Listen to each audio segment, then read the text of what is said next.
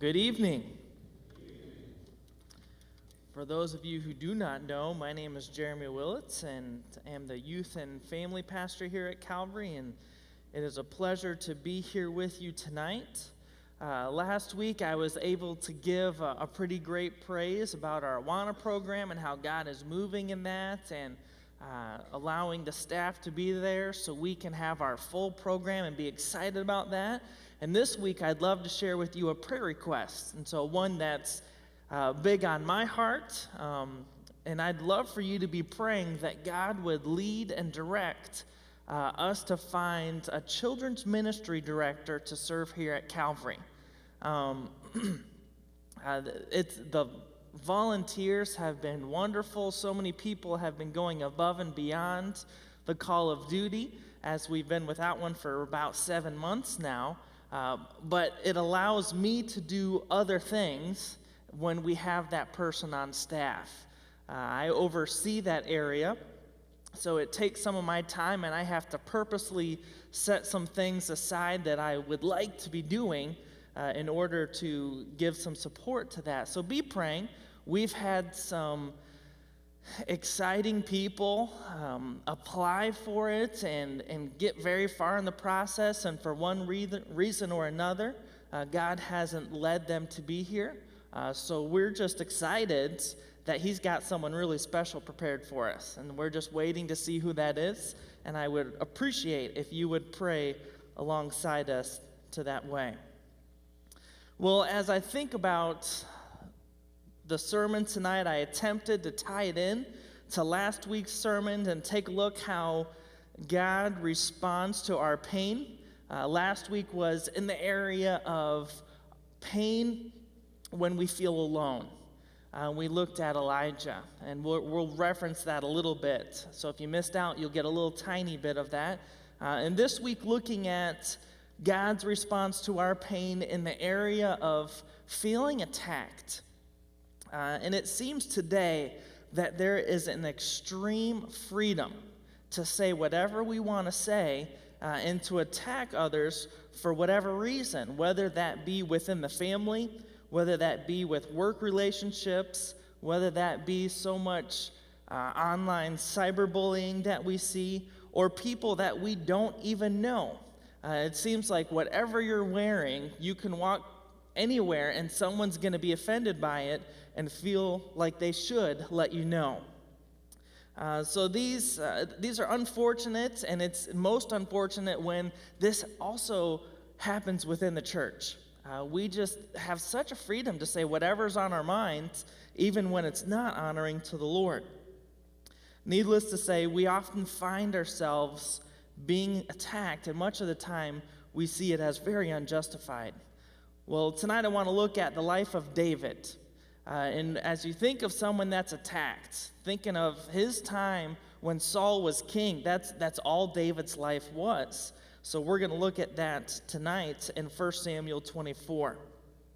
And as I read through that chapter, I was looking at how God responded to that, to see this is a particular incident that took place, and how God responded to this incident when David was attacked by Saul, or being attacked, and to see how David responded. And as I read through this chapter over and over and over and over again, I thought, this is not so much about God's response to being attacked as it is David's response. So what we're going to do tonight is a little different than last week. We're going to look at and say, how did David respond? What was going on? What were his actions? What were his words when he was feeling attacked? And hopefully we can be learning about situations that we come across today. How are we attacked? How should we be responding? Looking at that response, it's a high challenge to do these things, and we're going to look at these in particular with the attack, and it's don't take matters into our own hands, respond with respect, wait for God to act, and then go beyond what is expected. These things are a high calling. They're a challenge. They're not easy. we want to respond in inappropriate ways as we look at that tonight. So as we get started, I'd like to open in prayer. And I do this a lot of times partially for my comfort. Prayer, talking to our Father, as we look into His Word, it's just a calming and opening of our hearts as we go to His Word. So let's pray together. Dear God, You give us so much that we do not deserve. You have paid for so much that we do not deserve. I pray that tonight, as we're looking at Your words, that You would speak to us in mighty ways, help us to actively be softening our hearts so we can be open to looking at how David responded and what we should be doing in times that we find ourselves being attacked from those around us. Dear God, speak clearly tonight and allow us to really enjoy looking at Your word. I pray these things in Your name. Amen. Before we look at David's life, we're going to look at a little snapshot and overview so we can start to feel some of his emotion, to see what he's going through, because just as we looked at with Elijah, it helps us understand why he did the things he did, and it helps us understand the importance of that. And before we look at that, I want to tell you of an example in my life. Years ago, now, I remember a time when there were some things said about me that were untrue. Some things said about me from people that were fairly close to me, and I didn't understand why they said them. When I heard them, I thought that's not just an untrue thing. That's an attack on my character. That's an attack on the gifts that God has given to me, and it hurt. What hurt greatly is that they didn't tell these things to me. They said them to someone else, and that other person came to me and said, Jeremy, I want you to know what they said. I want you to know these things are going around. And it hurt.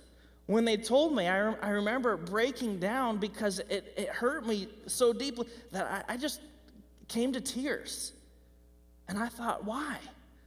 I thought with these issues and with the things that they're talking about, there's not even any reason that they should have any opinion because they have no idea. They've never seen anything about this area of my life. And I thought, that's hard for them to be saying things about me that weren't true and that I didn't know why it was happening. I remember later, after thinking about it, and it's hard to get past those things, thinking about it and then thinking, man, my pain and my frustration didn't stop there. It was turning into anger. And I thought, this is not right. This is impacting me in a great way, and it's impacting how I interact with my family because it's eating at me why this would happen. That's emotion that I had, and it was hard. As we look at David and try to think many things that happened to him, especially when it relates to Saul, he didn't initiate. He had no part in. Rumors were being spread about him. Saul was being told things about David that were untrue. Then David has to flee for his life. He's on his own. I'm sure every one of us, if we were to talk and have conversations, that you'd be like, I have those times too. Times when something was done, times when something was said that it caused great pain. I didn't know why it was happening. Well, when those times come up, I think it's important and valuable for us to see, what did David do when this man had gone through more pain in a short few years than I've gone through in my life and may go through the rest of my life? And to see how he responded is very valuable for us. What we're going to do is we're going to look at a few of the incidents that happened as we lead up to our chapter being 1 Samuel chapter 24. We're going to look and say, what led up to this point? It's not going to be as long or in-depth as looking at Elijah's history, but we're just going to hit on them, touch on them really quick. And I'll reference the chapter and verses that they come from. I'm not going to reference the whole story, but just the parts and pieces that are valuable for us tonight. So we're going to look at a few of them. The first one being Saul starts his jealousy as the crowds ascribe David's kills as 10,000 and his own personal kills as thousands. And this is found in chapter 18 of 1 Samuel. All these are going to be in 1 Samuel. Chapter 18, verses 8 and 9. Now again, David had nothing to do with this. This wasn't like he was going about and instigating this. Rather, he was following orders that were given to him as a military leader. It just happened to be that God said, David, I am going to bless you in your conquest. I'm going to bless you in the battles, and the people noticed it. The people recognized. So Saul starts that jealousy when he notices other people like this guy better than me, and I'm the king. Well, it continues in chapter 18, verses 10 and 11, that same chapter there, where Saul tries to kill David with a spear as he's playing the lyre. Now, if you're familiar with this, you'll understand that Saul had a spirit that was tormenting him, and so that was sent to torment him, and the only time that it was soothed was with David and when he was skillfully playing his lyre. And so, again, this is not something that David said, I'm looking forward to this, I'm instigating this. Rather, David was doing quite the opposite. He was helping. So that jealousy came over to him, and he said, he's acting in a way where he's throwing a spear to try to take David's life. So right there, we see some conflict. We see some attack. We see some things happening. Well, our third thing, Saul becomes afraid of David's success, noticing that the Lord was with David rather than himself. He removed David from his presence and said, you're not going to be around me all the time like you used to be. And then he made him a commander of 1,000 men rather than over the men of war. So he had a different place, and this is in chapter 18, verses 12 to 15. It seems like a little bit of a title change where he says, I'm going to take you out of an influence. You're not going to be around the strongest men. You're not going to be leading them. I'm going to give you 1,000 men to try to tone down how much notoriety he's getting. Again, it's kind of an attack on David and saying, I don't like you for this, so I'm going to knock you down a peg or two. Number 4, we see Saul convinces David to marry his daughter, Michal. Now, I thought, man, that's a pretty bad way. He's like, I'm going to attack you by making you marry my daughter. But the reason being, he's hoping that she's a snare to him. The plan backfires, and Saul becomes more afraid of David. And it says in this passage here that he became David's enemy continually. This is in 18:17 to 29. Now, the reason he thought he would be a snare was because he's hoping that he can get David mixed up with the Philistines. And said he brought this bride price and he had to kill so many Philistines and so bring things to Saul. And he says, this is what's going to do it. They're going to hate you, and Michal's going to be kind of a snare that trips you up. But no, that didn't work for him. And so Saul's trying to convince, even through his own family, to get him to mess up, to get him, again, knocked down a few pegs. We see number 5. Saul speaks to his servants and to Jonathan, his son, about killing David in 19:1. So he's trying to conspire again, trying to say, all right, I want you guys to kill David. So not only is he doing it himself, he's trying to get others to do so also. Number 6, we see Saul tries to spear David a second time as he was again playing the lyre for him. So we see not once but twice the situation comes up. This provoking spirit is again at Saul. David comes in to soothe him, and his anger just overcomes him, and he tries to kill David once again in his court. We see number 7, and that's in 19:10. We see number 7, that Saul tries to kill David while David is in his very own house sleeping. And he's making this plan and says, I'm going to come kill him while he's asleep in his bed. Well, Michal finds out about it, and she saves him. She says, if you don't leave the house now, they're going to overcome you, and they're going to kill you. And not only does she warn him, but she kind of makes a fake body in the beds. And so it's like it looks like he's there. Then they come, they rip it open, and he's not there. And Saul is pretty furious with his daughter. And all she says is, he made me do it. I'm just following his orders. That's in 19 verses 11 through 17. We see the 8th time of this, where we see anger, Saul's anger or hatred and attacking of David, where it's not specifically at David, but Saul's anger for David is unleashed on his very own son, Jonathan. In 20, verses 33 to 34, Jonathan, who we know loves David dearly, he says, David, you got to stay away for a little bit. I've been hearing some more rumors about Dad wanting to kill you. And he says, I'm going to test. Let's make a test. And if he's angry and frustrated, then I know you shouldn't come back. So after a couple days, Saul's like, what's going on here? Why isn't he at our table? He's supposed to be here and eat with us. And Jonathan tells him that he's away and sacrificing with his brothers. And then Saul just gets extremely mad at Jonathan. So we know that relationship is not right. Number 9, we see Saul takes it a step further, and he takes action, and he kills the priests at Nob, claiming that they are in support of David. And so the priests at Nob, David was close to them, and again, it's one time where Saul is searching for David, and this is in 22:17. And we see there that the priests there help out David. And they're like, why are you, and Saul's like, why are you helping out my enemy? And they're like, well, we've done it before. I mean, isn't he the one that he's fought by our side? He kills 10,000s. He's been the Philistines' enemy.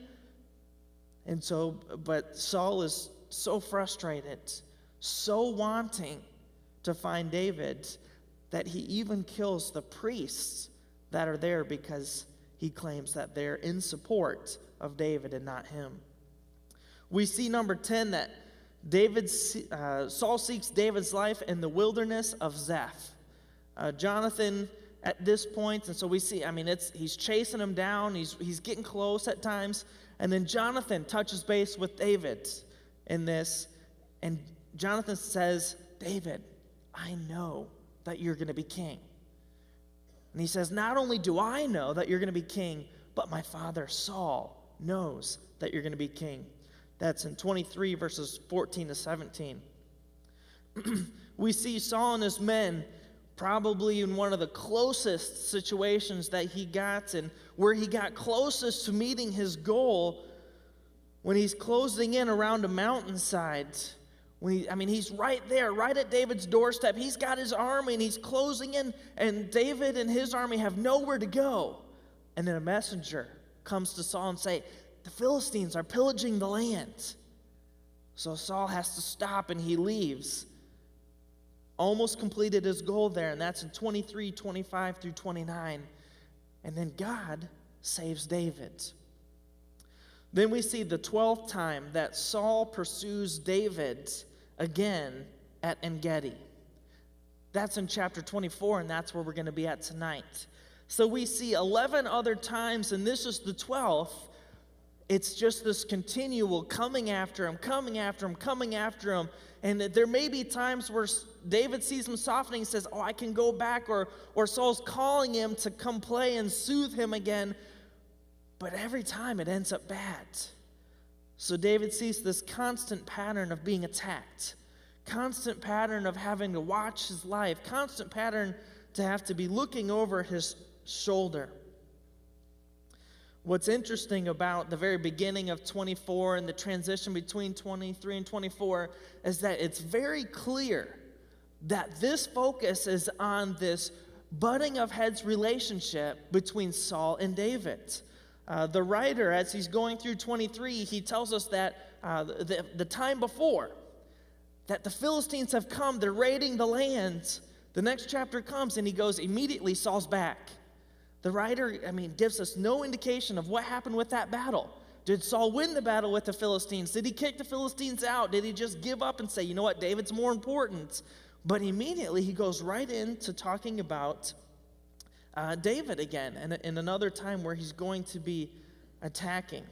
There's no conclusion to the story about the Philistines. What we see at the beginning of the passage here, and we're going to read through different chunks of chapter 24 at different times in our evening tonight, we see that Saul has 3,000 chosen soldiers. So he's got an army of 3,000 people, and they're chosen soldiers from all of Israel.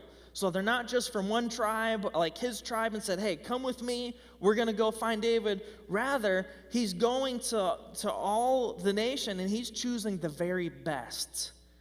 He's saying, I want the strongest warriors to be close to me as I'm on this mission to take down David. We understand from chapter 23, verse 13, that David has 600 people with him. So not only does Saul have the chosen people of the nation, David has 600 people, so Saul's army is 5 times larger. He doesn't want to leave any doubt. He says, if we're going to do this, we're going to win, and we're going to go take David out. So he's really ramping up and making sure that he's not going to fail in this quest to take David. Now, we see at the very beginning, and I'll read the first couple verses for us. It says, when Saul returned from following the Philistines, and so that's all we get about the battle, he was told, behold, David is in the wilderness of En-gedi. Then Saul took 3,000 chosen men out of all Israel and went to seek David and his men in front of the wild goats' rock. And what we see right here, we're going to read verses 3 through 7. The first thing that we see a response from David is that he doesn't take matters into his own hands. And we'll see in a second that God completely sets him up where you could be saying he could take matters into his own hand, because it's a very interesting situation. So let's continue reading in verses 3 through 7. And it says, and he came to the sheepfolds, that being Saul. By the way, there was a cave, and Saul went in to relieve himself. Now David and his men were sitting in the innermost parts of the cave, and the men of David said to him, here is the day of which the Lord said to you, behold, I will give your enemy into your hand, and you shall do to him as it seemed good to you.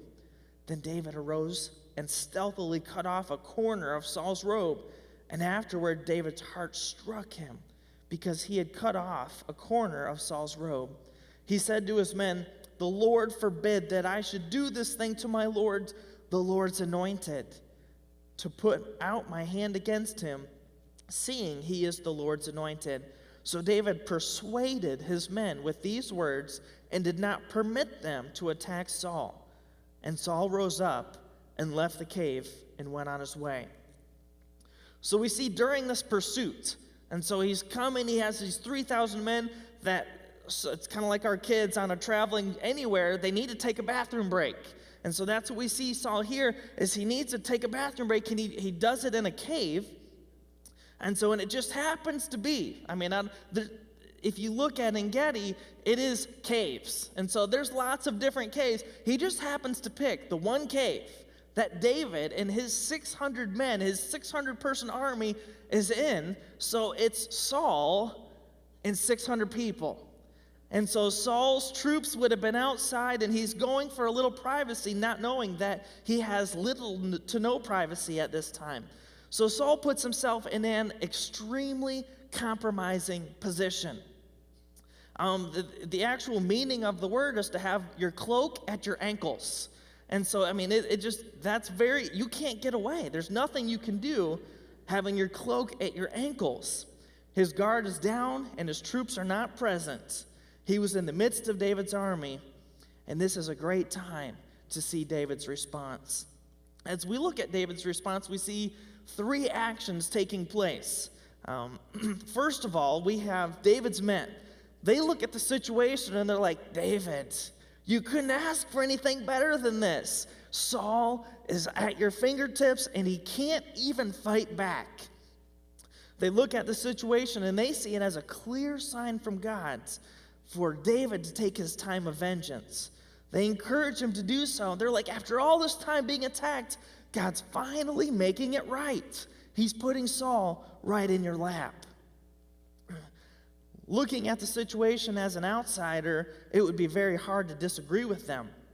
When someone who over a dozen times has been showing extreme hatred and trying to take your life, you'd be on the run from him, constantly having to watch your back. Then all of a sudden, as you're being pursued, in the middle of that pursuit, your enemy is in an extremely vulnerable position. almost as if they are unknowingly laying themselves before you so you can take their life. It appeared so obvious. But the second action that we see here is we see what the soldiers around would have completely expected David to do, is that he sneaks up to Saul. First of all, that just confuses me already. It's like, how do you sneak up to someone when you're in a cave and there's no one there, and maybe there's animals in the cave, and so that he's not hearing David come up. It's understandable to see why Saul wouldn't have been able to see, and why the people in the cave would have, because he's out in the bright sun. You have the limestone reflecting that sun. Saul's eyes haven't adjusted. But David's men are in the back of the cave. They've been sitting there. They're in hiding. They're seeing every last thing that takes place in that cave. If we were to skip ahead 2 chapters later, we see that this could have been a time where God supernaturally ordained the situation so Saul was not able to hear David creeping up, because 2 chapters later, he puts a deep sleep on Saul's entire army, and we see another situation very similar to this where David had a chance to take Saul's life and didn't. But whatever happens, we see David coming up. We see him cutting off a small portion. We see David cut a small portion of that robe. So he gets that robe and he brings it back. Then we see the third kind of little scene. I mean, David breaks down in tears. Cutting off a piece of robe is a sign of rejection. It's as if he's rejecting. He's like, it's not my place to reject the Lord's anointed. So he's very burdened by this action that he just had. And then he's telling his soldiers around him that the Lord has not allowed him to take the life of Saul, who is God's anointed. He knows the Old Testament well, and we see in Exodus 22:28 that God's chosen ruler was not even to be cursed, let alone killed. David had a deep respect for who the Lord put into power, and did not want to take the situation into his own hand to solve his problem. Now, I imagine the men with him, as they come back and they're expecting victory right now, and they see a little corner of the robe. And they're probably like, David, what are you doing? You missed. And so you just got the robe. He's just there, not doing it. He's still. I can imagine them being pretty angry, and you see that also here, as it says, he has to persuade them with those words. They're probably chomping at the bit, saying, David, if you're not going to do it, give me the order and I will go do it. And some of them are like, I don't need an order. I'm going to go kill Saul on my own. I'm tired of running, tired of looking over my shoulder, tired of being afraid for my life. But David had to persuade them. He even says he did not permit them to attack Saul. He's like, you're not going to do it. This is not our place. This is not our time. Now, it's interesting, seeing a time where we thought it was very obvious. How often do we want to be taking matters into our own hands when we feel attacked, when we feel slighted, when we feel someone say something wrong about us? We want to we see things that we're not even associated with, and we want to take matters into our own hands. It reminds me of being on the road, and you're in a busy part of the road, and traffic's not going very fast, and all of a sudden, way back in your rearview mirror, you see the guy that's swerving back and forth, and he's passing everybody, cutting everybody off, and he's wanting to get up there, and so you're looking in your rearview mirror, and you're like, okay. And you just slowly pull beside a semi-truck. And all of a sudden, he's coming up there, and it's like, I've taken care of the situation. He was doing something wrong, and I've taken care of it. It's in my own hands. Now, is that our role? No, and even studies say that makes things even more dangerous to do that. So it's not our role. There are people that it's their specific role to take care of those situations. But we at times see that it's so easy for us. We want to take situations into our hands and take care of them. We need to trust that even in times that we're feeling pain, that we're feeling attacked, that God has the situation in hand. Be careful when something looks obvious to you. Make sure that it's truly right. This situation looked obvious, but David had a deep conviction in saying, it is not my role to take the life of someone that God put in control. As hard as that would have been for him, with that person aiming to take his life. Wait on God's clear leading. So first we see from David, don't take the matters into your own hands. A second thing that's probably even harder than that, we see David responds with respect. We see in verse 8, and I'm going to read that for us right now. It says, afterward David also arose and went out of the cave and called after Saul, my lord the king. And when Saul looked behind him, David bowed with his face to the earth and paid homage. Wow. To someone that's trying to take your life, David acted with respect in both word and action. It would have been easy to hurl insults, to wave that piece of the corner and to say, you are wrong for fighting me, to hurl those insults. But David acted with respect. He still had a deep, deep respect for Saul. He calls out to him and he says, Lord, my lord the king. This was interesting, coming from someone who is going to take over the kingship from Saul. He has a sense of humility about him. David also bowed down and paid homage. This again shows high respect for Saul. It would have been contrary to what generally would have been happened to someone who's trying to take your life. To someone that's an adversary of the king, they wouldn't have bowed down. To someone the king is hunting down, they wouldn't have bowed and paid homage. What David's trying to do right there is show the king a message. He's like, Saul, I'm sending you a message that I am not your adversary. This was David's point. He wanted to show him a proper actions of respect. How often do we find it difficult to show respect to people we feel are out to do us harm? People who are attacking our reputations, who want to make us look bad or fail in the eyes of others. This may be a bully at school who thrives on making you look small. It could be a coworker who is seeking to climb the corporate ladder at your expense. It could be a neighbor who just doesn't like you and he wants the rest of the neighborhood to feel the same.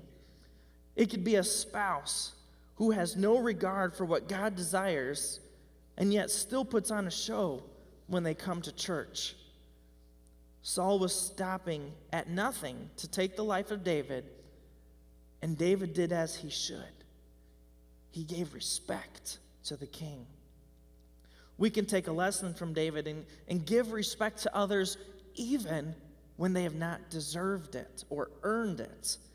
His actions remind me of Romans 12:10, which says, love one another with brotherly affection. Outdo one another in showing honor. And that just wouldn't normally be true in a situation like this, but David had such a love for the Lord that it made his actions honoring and pleasing to him. The third thing that we see here, the third response that we have, is wait for God to act. And this is kind of a bulk of our section and chapter here. It's verses 9 through 19, and I'm going to read that in a second. But if you look, this is the longest recorded single discourse from David himself that you'll see recorded in Scripture. And so it's interesting, and a big part of here is that we see waiting on God to act, calling for God to act, wanting God to act instead of himself. So verses 9 through 19, let's read that right now. And it says, and David said to Saul, why do you listen to the words of men who say, behold, David seeks your harm? Behold, this day your eyes have seen how the Lord gave you today into my hand in the cave. And some told me to kill you, but I spared you. I said, I will not put out my hand against the Lord, for he is the Lord's anointed. See, my father, see the corner of your robe in my hand? For by the fact that I cut off the corner of your robe and did not kill you, you may know and see that there is no wrong or treason in my hands. I have not sinned against you, though you hunt my life to take it. May the Lord judge between me and you. May the Lord avenge me against you, but my hand shall not be against you. As the proverb of the ancients says, out of the wicked comes wickedness, but my hand shall not be against you. After whom has the king of Israel come out? After whom do you pursue? After a dead dog? After a flea? May the Lord therefore be judge and give sentence between me and you, and see to it, and plead my cause, and deliver me from your hand. As soon as David had finished speaking these words to Saul, Saul said, Is this your voice, my son David? And Saul lifted up his voice and wept. He said to David, You are more righteous than I, for you have repaid me good, whereas I have repaid you evil. And you have declared this day how you have dealt well with me, in that you did not kill me when the Lord put me into your hands. For if a man finds his enemy, will he let him go away safe? So may the Lord reward you with good for what you have done to me this day. After we see David giving proper honor, we see him laying out his case before Saul. And David lays out his case in two parts. The first part is verbal. A verbal claim that what Saul, that what Saul is being told is wrong. Men are feeding Saul lies about David, wanting to take his life. David's goal in his actions today are to dispel those rumors. He's wanting to get rid of it. He makes a verbal claim saying, These men are wrong, and today is evidence of that.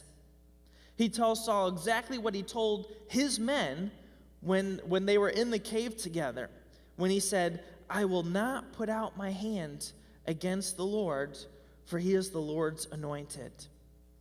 David is again pledging his allegiance to Saul, even after he was being hunted. Even then, David brings out evidence for his claim. He refers to Saul as my father. He's really kind of going overboard and using this familial term to build this relationship and to let Saul know there is no reason for you to be hunting me. There is no reason that you should be seeking my life. The second part that was just mentioned was physical evidence in David's case. David says, These aren't just words that I'm saying to you, I have proof. He shows Saul the corner of his robe that had been cut off. This is the main piece of evidence that David uses to show that he had the opportunity to kill Saul. The opportunity to do exactly the opposite of what everyone else was saying David was aiming to do. This is evidence that puts the whole situation over the top and shows Saul his true loyalty, even after he had been hunting him without cause. As we look forward in his case, we see in verse 12 that it's interesting insights into how David really feels. It says, May the Lord judge between me and you. May the Lord avenge me against you, but my hand shall not be against you. David does not put away Saul's wrong. He still feels very strongly that Saul has done wrong, but yet he's saying, I will not take vengeance myself. He's going to wait on the Lord, and he's calling on the Lord to be the one that takes vengeance, to be the one that's going to be punishing Saul. David then makes a statement of a common proverb that says, out of the wicked people will come wicked acts. And this is where he's bringing out the difference between himself and Saul, kind of drawing that line in the sand and showing how the two sides are different. After this statement, David once again goes back to calling on the Lord to be his judge, calling on the Lord to be the deliverer of him. He asked the Lord to be his advocate. Apparently, this whole situation has a big impact on Saul, if at least for the short moments in this situation. This is one of the points where we get to see how God acts after David's pain and being attacked. After David finishes his discourse, Saul makes his response. His response has an overall sense of admitting, yes, I am wrong. I am guilty, but he still has this focus on himself. We initially in this see Saul reciprocating David's familial term that he said, as David said earlier, my father. Saul calls back and says, is this the voice of David, my son? This first comment right here shows acceptance of the gracious act that David has just shown him. Saul continues in his response, and he says multiple things. He makes many statements that shows the difference between both David and Saul. He says, you are right that you are more righteous than I. You are right in the way that you spared my life today. You are right that the Lord should reward you for your good. You are right that you will be king one day. One item that we can pick out from Saul's statement is how the Lord ordains the situation. David's been calling for it, and even Saul recognizes it. He makes a comment about how the Lord has put me in your hand. And then he says, based on David's actions, how he should be rewarded by the Lord. Basically saying, God has set up this situation. He controls it. He had put me in your hands, and based on what you did, the Lord should act and bless you. David makes his plea to the Lord, and Saul immediately sees how the Lord has judged. Waiting for God to act will not always be this quick. It's not going to be an immediate turnaround like this. Even in the life of David, we don't see David becoming king immediately. As Saul says, I know you're going to be king. It still took some time. Saul again, later, as we said, 2 chapters later, again, he's trying to take his life, and David's able to spare Saul's life one more time. But from this short response of Saul, David can understand that God is in control. We can look back to what we looked at last week with Elijah. We saw with Elijah how God moved immediately and in great ways with a fire that came down from heaven and consumed the sacrifice. We also can see that he moved in a small whisper as he was raising up kings to be anointed that would later, in time, in years, punish those who worshiped Baal. So David was able to see that God acts as he waited on God. The fourth thing that we see, and this is going to be the final response that we see from David, and it's probably the hardest one for us to wrap our hands around and for us to do. We see David go beyond what is expected. And this is in verses 20 through 22. Let's read that now. And now, behold, I know that you shall surely be king, and that the kingdom of Israel will be established in your hand. Swear to me, therefore, by the Lord, that you will not cut off my offspring after me, and that you will not destroy my name out of my father's house. And David swore this to Saul. Then Saul went home, but David and his men went up to the strongholds.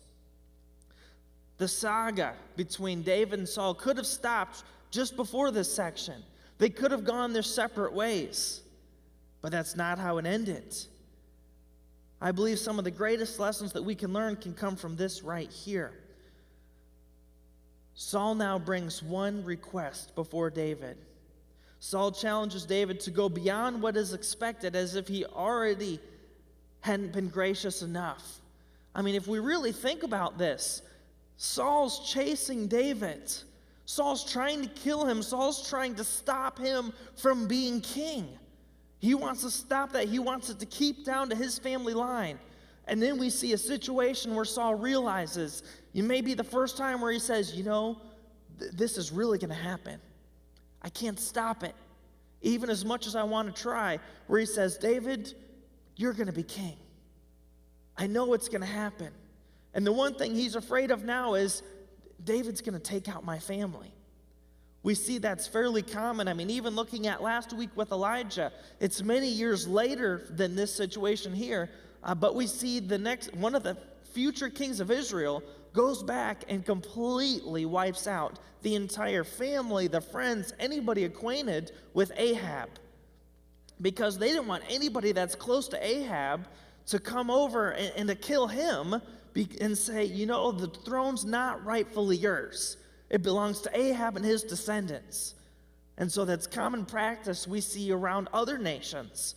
And so Saul sees this and he says, I'm losing, and I don't want to lose my family.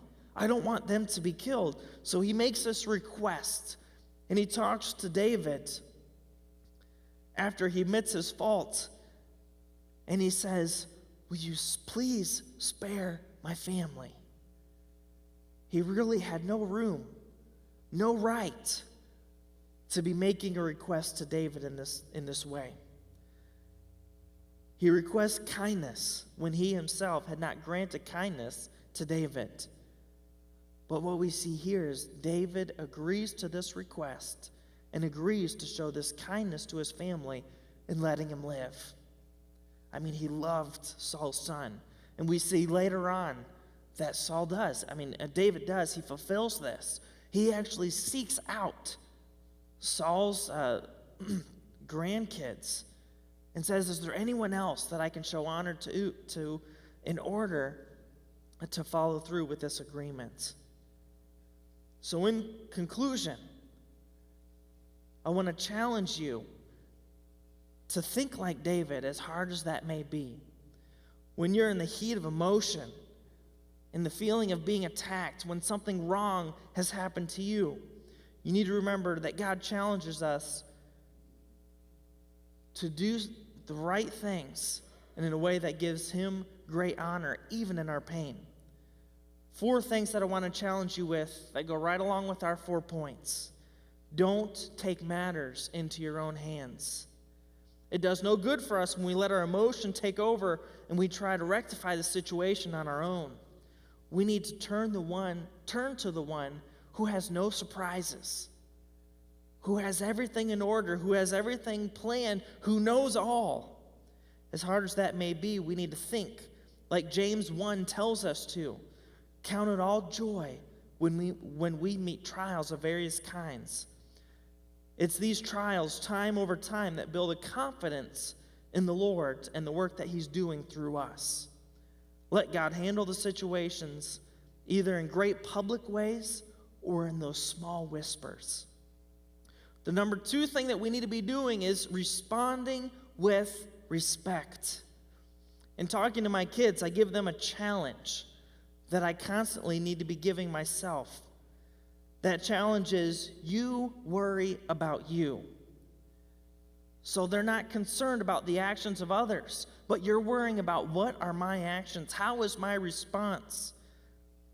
Me worrying about me in a situation when I'm dealing with someone that is attacking me is to be treating them with respect and making sure that my actions are correct.